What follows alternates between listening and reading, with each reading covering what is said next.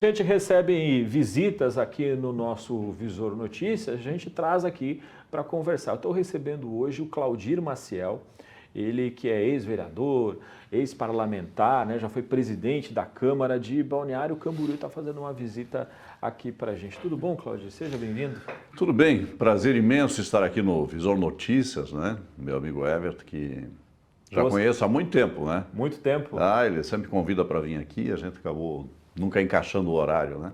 Assim, mas nessa vida pública, né, Claudio, tu nunca deixa de se preocupar com a situação da cidade, o andamento das coisas, né, a política local, né? Como é que tu tá vendo esse crescimento populacional que a gente teve aqui na região, né, não só Balneário Camboriú, mas Itapema também, Itajaí? Isso é um desafio grande para quem vai enfrentar uma eleição daqui para frente, né? Olha, eu sou de Chapecó, mas já moro em Balneário Camboriú há 43 anos e lá tive a grata satisfação de ter sido vereador por 4 mandatos, fui presidente da Câmara, fui secretário municipal de planejamento e no governo do Raimundo Colombo fui secretário de Estado. Primeiro fui secretário de Estado de Desenvolvimento Regional e depois do Desenvolvimento Econômico de Santa Catarina. E nesse período eu pude me identificar e me aproximar muito, né, dos números catarinenses, da posição de Santa Catarina em relação ao cenário nacional, nas questões dos índices sociais, né? Nós temos os melhores índices sociais do país, com menor taxa de mortalidade, menor taxa de analfabetismo, menor taxa de desemprego. É um estado de vanguarda, né? É um estado diferenciado. Nós temos 1% do território nacional, né? Correspondemos a 1%, e somos a 6ª economia do Brasil, né? E no contexto de Santa Catarina, a região norte aqui, onde eu moro também, onde a gente atua mais, que é entre Florianópolis e Joinville, pegando o vale do rio Itajaí, da região de Blumenau, nós concentramos 2/3 da população catarinense, né? Só a região da Anfre, que corresponde a 11 municípios da onde eu fui secretário de desenvolvimento regional, nós temos aqui quase 1 milhão de habitantes, né? São mais de 500 mil eleitores aqui. E com um potencial econômico fantástico, né? Correspondendo por Itajaí, pelo Porto, né? A construção civil, inicialmente em Balneário Camboriú, que virou referência nacional e que agora se expandiu para Itapema, que também está no ranking de melhores preços a nível nacional. Temos os melhores produtos, estamos atraindo agora personalidades como o Zezé de Camargo, o Chitãozinho Chororó, está inaugurando o empreendimento aqui em Itapema, né? Dentre tantos, né? Neymar e Alexandre Pires, enfim. Isso demonstra que o que nós estamos colhendo agora são os acertos das decisões que nós tivemos no passado, né? Quando eu fui presidente da Câmara de Balneário, nós votamos o plano diretor, demos uma redimensionada nele, criamos um produto de valor agregado e a cidade passou a ganhar com isso. Ganhou através das outorgas onerosas, que incrementou a receita, ganhou através de produtos de alta valorização que atraíram investidores e continuam atraindo para a nossa cidade. E isso acaba também se complementando com a questão do turismo, com a capacidade de arrecadação, com a capacidade de investimento do poder público e com a transformação da nossa região, que agora vai para Navegantes, Pissarras também está indo nesse ritmo. Eu vi agora que Barra Velha está entre as 20 cidades do Brasil que tiveram o maior índice de crescimento populacional, segundo o IBGE. Quer dizer, é um retrato muito positivo que demanda também de muita responsabilidade de quem tem função pública, né? E aí a necessidade da gente discutir de maneira bem intensa as questões da política local, regional e estadual. A gente costuma dizer que essa região aqui, junto com a região de Blumenau, né? Ela decide a eleição, né? Se pegar essa região aqui e mais a região de Blumenau, ela decide... É o que ele disse, 2/3 da população está concentrada aqui, né? Decide a eleição. Então, quem tiver uma presença né, forte nessa região, decide a região. Agora, assim, essa questão do aumento populacional, ela é um desafio para os gestores, né? Mas eu diria que o maior desafio para os gestores aqui da região é a questão da infraestrutura, né? A começar pela BR-101. Né? A BR-101 virou uma avenida, né, que serve a todas as nossas cidades, desde aqui de Tijucas até lá em cima, Barra Velha e Araquari, né? Se bobear até Joinville, né? E é uma coisa que parece que não tem solução, né? Entra governo, sai governo, né? A gente acabou de passar um período de 4 anos de governo federal, com dificuldades para a questão das rodovias federais de Santa Catarina. Essas rodovias continuam, né? Mas o que mais me chama a atenção, e eu queria a tua opinião sobre isso, é em relação à BR-101. Porque parece que a gente não tem força para mudar o que a gente precisa na BR-101. Eu queria saber de ti qual é a tua opinião a respeito disso, né? E o que tu acredita que precisa ser feito em relação à BR-101, né? Eu tive conversando com o deputado Carlos Humberto, aqui também, esteve aqui no programa. Ele trouxe para a gente um projeto do governo do estado anterior que falava de uma rodovia alternativa à BR-101. Depois o prefeito de Bombinhas esteve aqui também, que é o presidente da ANFRE hoje, né, que é o Paulinho da Lago Miller.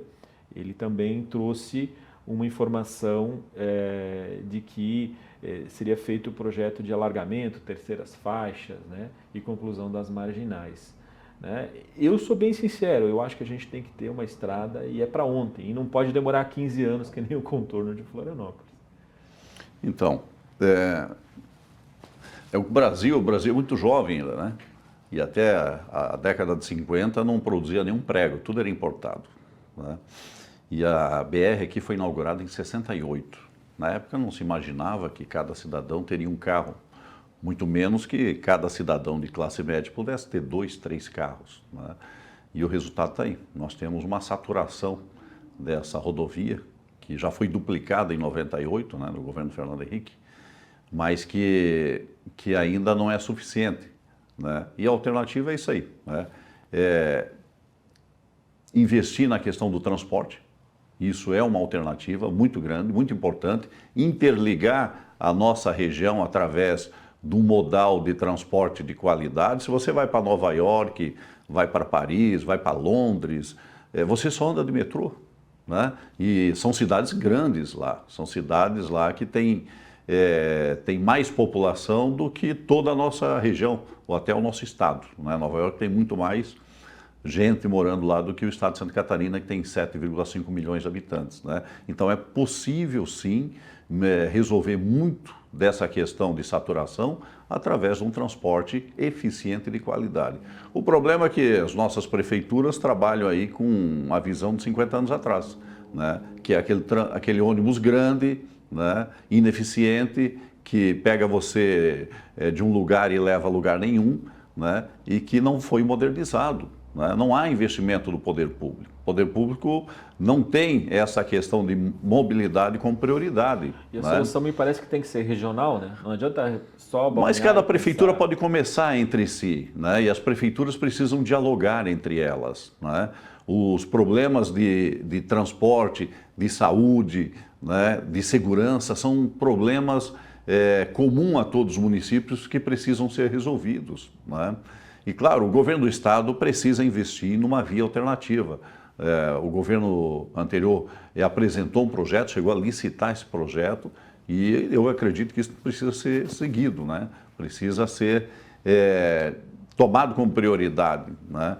Mas a gente vê que cada governante quer ter uma bandeira, né? Quer ter um diferencial, mas esse diferencial é às vezes muito pontual, né? Não é uma crítica, mas é uma reflexão. A universidade gratuita, que o governo do estado vai fazer agora, vai custar 2 bilhões por ano, né? Para atender 35 mil alunos, né? 2 bilhões por ano. Então, eu acho que a demanda de modalidade estaria à frente disso, porque nós temos que investir no ensino básico, né? Eu passei a minha vida toda de estudante, desde a 6ª série, trabalhando durante o dia e estudando à noite, né? Fiz faculdade, fiz mestrado, então eu vejo que se você investir na infraestrutura, hoje você gera muito mais condições econômicas para gerar emprego, para melhorar a vida das pessoas, para que elas mesmo possam buscar, né, as suas condições de saúde e de ensino, do que propriamente o governo viver subsidiando, até controlando a vida das pessoas através desses benefícios, né? Então, essas questões aí são polêmicas, mas têm que ser discutidas. A gente tem recebido... Porque daqui a pouco você está um jovem formado na universidade, mas não tem emprego, né? Tá formado na universidade, não tem mobilidade, ou não tem como sair na rua pela questão da segurança. Então, essas prioridades precisam estar bem claras e resolvidas na cabeça da sociedade. A gente tem recebido muitas imagens que estudantes mandam para a gente pela rede social, mostrando a situação caótica das escolas estaduais. Infiltração, falta de equipamento. No ensino básico, nós estamos falando. Básico. Não, estão caindo aos pedaços. Está caindo aos pedaços. Estão caindo aos pedaços. Isso é verdade, né? Então, bom, tem bandeira de campanha, acaba a campanha, o governo continua comemorando em ritmo de campanha, mas não é assim que funciona a vida da sociedade, né?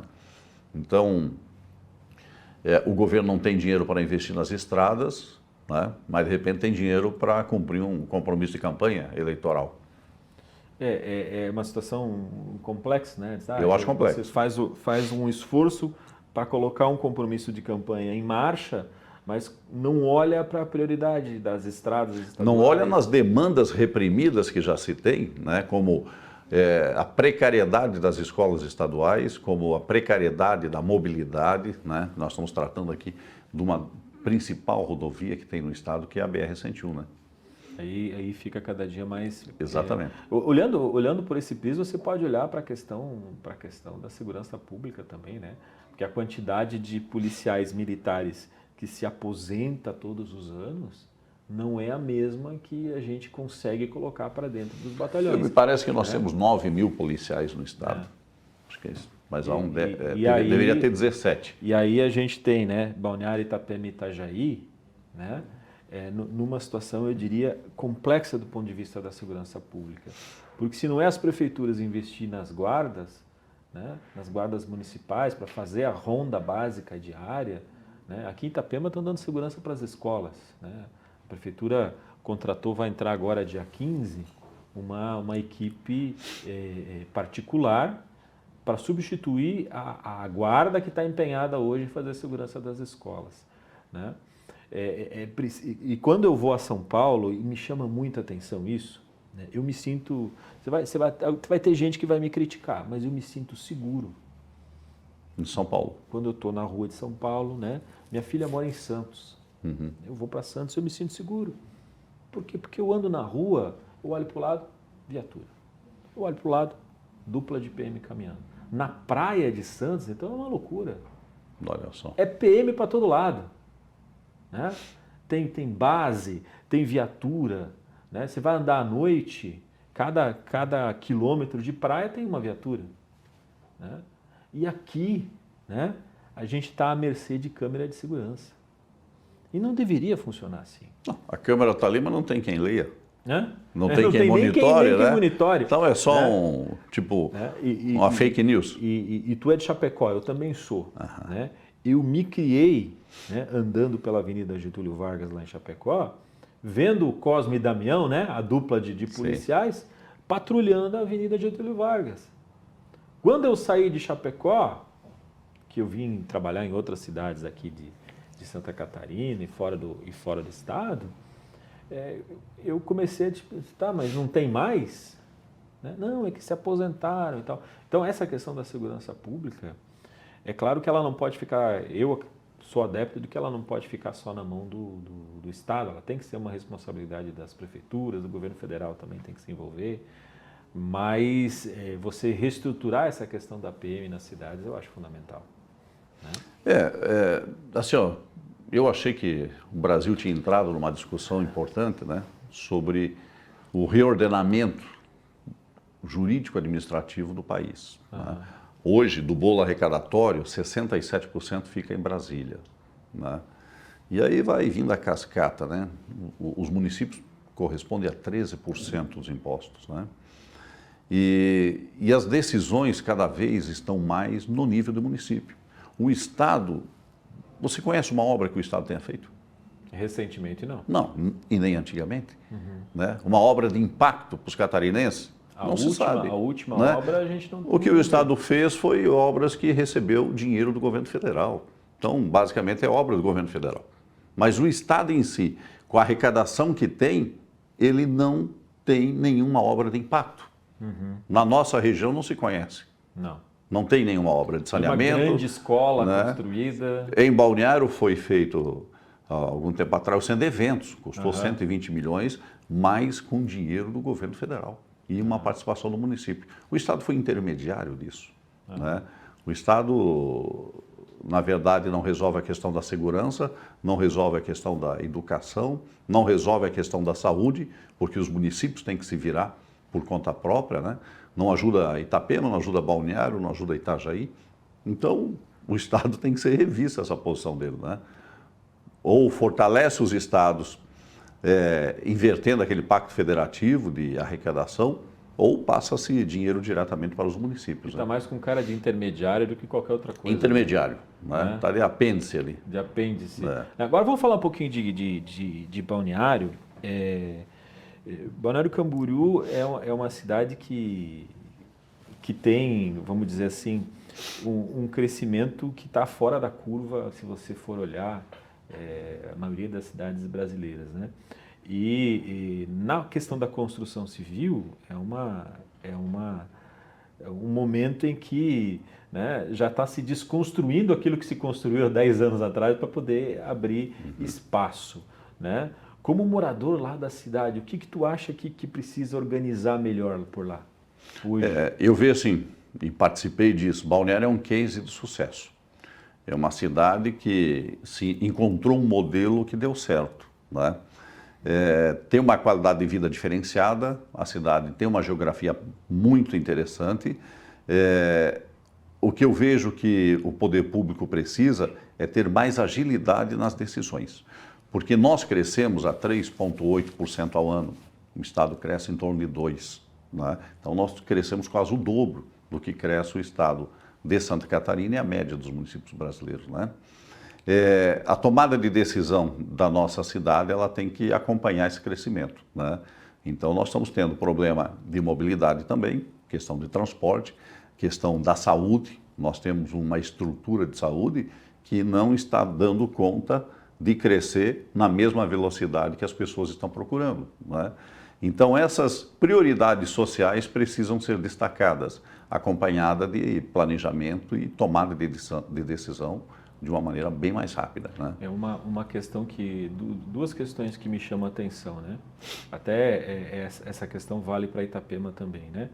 Como que a população de baixa renda vai conseguir morar em Balneário Camboriú, né, para trabalhar, porque quem tem um nível mais alto, né, não vai fazer as atividades mais básicas, né? Isso é fato, né? Agora, como que esse povo faz para morar em Balneário Camboriú com o aluguel do jeito que está?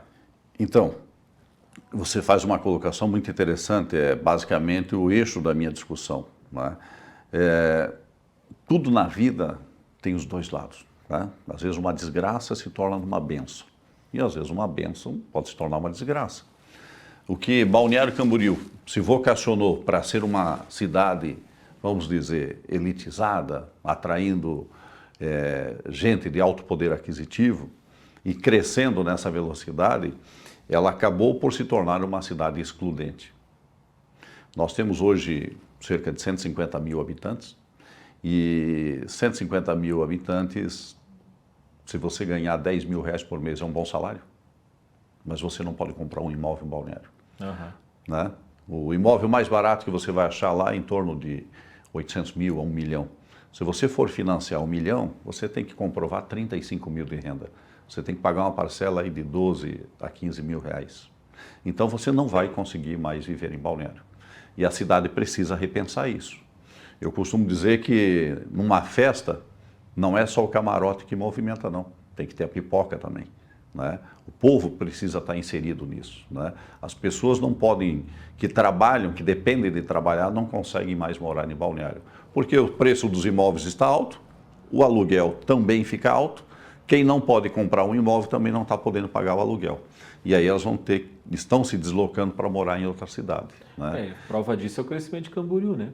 Exatamente. Então, a cidade precisa, sim, discutir uma forma de incluir essas pessoas, né, que vamos dizer, é o coração da cidade, são as pessoas que moram ali efetivamente, que vivem, né, no seu plano de desenvolvimento, né? Tem que ter moradia para as pessoas, tem que ter forma, e eu vejo que uma das formas é através do plano diretor, né? Você criar mecanismos que incentivem construções mais acessíveis para as pessoas que ali moram poderem adquirir o seu imóvel e poder ter uma moradia. Senão as pessoas serão expulsas de Balneário Camboriú. Utilizar até o aumento do potencial construtivo, né? Exatamente, nos bairros da cidade. Nos bairros para tentar criar locais que sejam de interesse social de fato, né? Porque hoje eu acredito que até para o município fica difícil fazer uma desapropriação. Não me refiro em desapropriação. Tipo, se quisesse nem doação de casa. Eu me refiro. Se quisesse fazer um programa desse tipo, né? Você vai assim, por exemplo, vou citar Itajaí. Itajaí tem uma escala social que você vai achar imóveis de 100 mil a 1 milhão, ou a 3 milhões. Em Balneário você não acha de 100 mil, nem de 200, nem de 300. Itapema está na mesma linha. Está na mesma linha. Você acaba, em nome, né, da elitização, né, de estampar o nome da cidade lá no metro quadrado mais caro, você acaba por excluir e expulsar da cidade o morador daqui, né? Porque você não tem condições de acompanhar isso. E aí vai ficar difícil para ter até questão de emprego na cidade, né? Porque você não vai fornecimento de mão de obra, isso vai encarecer, isso acaba por atingir a classe média, né? Então a classe média tem o seu apartamento, tem acesso a crédito, mas a mão de obra fica escassa. Quem é que vai fazer? Aqui em Itapema o povo está fugindo para Tijucas. Tijucas, Balneário foge para Itajaí, foge para Camboriú, né? Que o povo está fugindo para Tijucas. Agora, esse programa da prefeitura de transporte gratuito aí, tu acha que tem condição de segurar isso por muito mais tempo? Como é que tu vê? Eu acho que foi mais uma medida eleitoreira, né? Mas é uma tendência, só que tem que planejar. Por exemplo, transporte gratuito em Balneário, no modelo que está, que é um modelo que eu não concordo, porque é um modelo muito antigo, né? Mas ele vai custar aí 12, 15 milhões por ano, né? A prefeitura precisa saber se isso cabe no orçamento, né? Mas agora, no final do ano, vai ter que licitar novamente. E aí a prefeitura vai ter que dizer o que ela quer disso, né? Se vai manter esse transporte ou não. Porque em todo canto do Brasil é um tal de empresa reclamando de reequilíbrio econômico financeiro de contrato, porque aumentou custo para lá, que aumentou custo para cá, né? E num modelo desse, a prefeitura fica muito refém da empresa, pelo menos na minha visão, né? É que as relações mudaram, né? Na nossa época a gente tinha o quê? Ou tinha um carro ou andava de ônibus. Hoje não, você pode ter uma moto, pode ter uma bis, pode ter um Uber, pode ter uma mototáxi, né? Então você tem muitas possibilidades de transporte, né? E isso, claro, afetou o transporte coletivo conhecido, né? Isso precisa ser modernizado. Eu, quando era secretário de Desenvolvimento Econômico, eu participei de um debate com uma equipe da Alemanha, representando o governador, junto com o ex-senador Luiz Henrique da Silveira, e a questão da conclusão que o transporte público eficiente, ele só acontece mediante duas situações. Primeiro, conectividade. Eu tenho que pegar você e largar em você em um lugar que você tenha mobilidade. Por exemplo, voltar aqui, né, nos modelos que a gente conhece que funcionam, Nova York, Paris, né, Londres, a cada 500, 700 metros tem uma estação. Então você vai andar 250, 350 metros. E isso é perfeitamente aceitável para uma pessoa idosa com necessidade especial, uma gestante, né, uma pessoa com alguma deficiência, né? Você não pode largar a pessoa aqui, ela tem que caminhar 2, 3 quilômetros, né? Isso não é conectividade. Então, os modelos precisam funcionar dessa maneira e conectar a cidade de uma forma aceitável. As tais das centralidades, né? Segundo ponto, tem que ter subsídio público. A infraestrutura tem que ser subsidiada. Vou te dar um exemplo do que eu estou falando, né? Não necessariamente a gratuidade, mas olha só, as estradas do Paraná, o pedágio, você paga lá R$24, R$26, não é isso? Uhum. Quanto é que é o da BR aqui? R$4. É acessível, é razoável. Por que lá é 26 e por que aqui é 4? Porque quando o governo privatizou lá, ele pegou a estrada e vendeu para as empresas e exigiu melhorias. E pegou aquele dinheiro e gastou. Uhum. Essa daqui, a BR-101, esse trecho, Florianópolis, Palhoça, quando foi concessionado, né? A gente fala privatizado, mas não é concessionado. Já tinha sido duplicado. Exatamente. E o governo não cobrou. Uhum. Ele só exigiu melhorias. Então ele não vendeu a estrada, não pegou o dinheiro da estrada. Uhum. Né? Então por isso que na conta você tem um valor mais baixo. Então você vai dizer assim, ó, a infraestrutura de transporte, se a empresa tiver que fazer, ela vai cobrar tudo isso do usuário. Agora, se o município bancar essa infraestrutura, ela vai ficar apenas com a operação. E a operação é acessível. Né? Quanto é que eu pagava lá, paguei metrô, Nova York, tive ano passado? $2.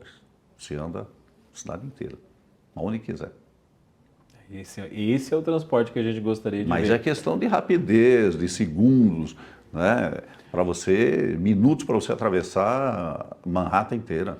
Eu sempre falo aqui no programa que a gente não pode viver de costas para o mar. Né? E nós temos, desde aqui, vou citar Bombinhas, Porto Belo são cidades menores, mas Bombinhas, Porto Belo, Itapema, Balneário e Itajaí, a gente usufrui do mar do ponto de vista turístico, mas aquilo que o mar pode nos devolver do ponto de vista econômico é muito pouco. Né? Um transporte marítimo, por que não pensar? Por que não pensar no transporte marítimo, conectando toda a nossa costa aqui? Né? Seria uma forma de tirar a gente da BR-101. Exatamente. Né? Para você ir a Bombinhas, você leva 4 horas aqui no verão. Por que não tem um transporte aqui? Né? Criar algum...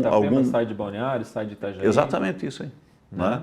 Olha o quanto que você aliviaria as estradas e melhoraria a qualidade de vida das pessoas. Só que aí é o seguinte, aquilo que tu falou, se for a empresa colocar... É muito caro. A construção da embarcação, a construção dos terminais, vai ser muito caro. Agora, se o Estado entrar e realmente fizer acontecer, a história muda. Fazer a infraestrutura e deixe as empresas que se conectem. Daí você investe no barco apenas. Não tem que investir no mole, no trapiche, né? Porque isso é muito caro, isso é muito moroso, demora muito. A burocracia ambiental é fenomenal. Né? Então as empresas não têm condições e nem motivação para fazer isso. Quem tem que fazer isso é o poder público. Bacana. Claudinho, se a gente quiser, a gente fica conversando aqui até de tarde. Ficamos o dia inteiro aí. Né? Puxando assunto e tentando levar informação de qualidade para o nosso público. Eu queria te agradecer por ter vindo hoje aqui conversar com a gente, dizer que as portas estão abertas para trazer informação, né, para debater a cidade de Balneário Camboriú, debater a nossa região, né, e deixar a nossa audiência cada vez mais bem informada, tá certo? Obrigado por ter vindo hoje aqui. Eu que agradeço e aproveitar aí a audiência, né, de vocês. E dizer que qualquer melhoria que a sociedade desejar só é possível através do debate, das discussões de políticas públicas. As pessoas têm que participar disso, têm que exigir que se discuta, né? Porque a grande maioria dos problemas que nós temos comum às cidades são demandas reprimidas de muitos anos que ainda não encontraram uma solução.